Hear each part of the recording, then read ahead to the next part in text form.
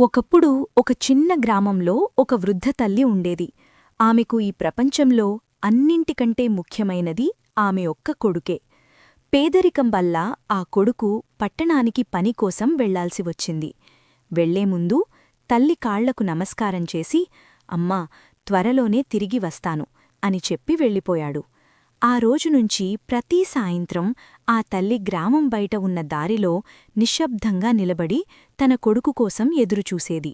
గ్రామంలో ఎవరు వచ్చినా ఆమె ఒక్క ప్రశ్న అడిగేది: నా కొడుకు ఎక్కడైనా కనిపించాడా? రోజులు గడిచాయి, నెలలు గడిచాయి, కాని ఆ కొడుకు మాత్రం ఇంకా తిరిగిరాలేదు. అయినాకూడా ఆ తల్లి ఆశ మాత్రం ఎప్పుడూ తగ్గలేదు.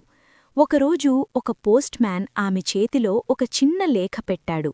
ఆ లేఖలో ఇలా రాసుంది: అమ్మా, నేను బాగున్నాను. నీకోసం చాలా కష్టపడుతున్నాను. త్వరలోనే వచ్చి నిన్ను నా దగ్గరకు తీసుకెళ్తాను. ఆ లేఖ చదివిన తర్వాత ఆ తల్లి కళ్లల్లో కన్నీళ్లొచ్చాయి. కాని ఈసారి ఆ కన్నీళ్లు బాధవి కాదు, ఆనందం మరియు ఆశవి. ఆ రోజునుంచి ఆ తల్లి మళ్లీ అదే దారిలో నిలబడి ఉంది. ఈసారి కన్నీళ్లతో కాదు, తన కొడుకు వస్తాడనే ఆశతో. తల్లి ప్రేమ ఎప్పుడూ ఎదురుచూడటం ఆపదు. ఈ స్టోరీ నచ్చితే లైక్ చేయండి, షేర్ చేయండి, సబ్స్క్రైబ్ చేయండి. Thank you.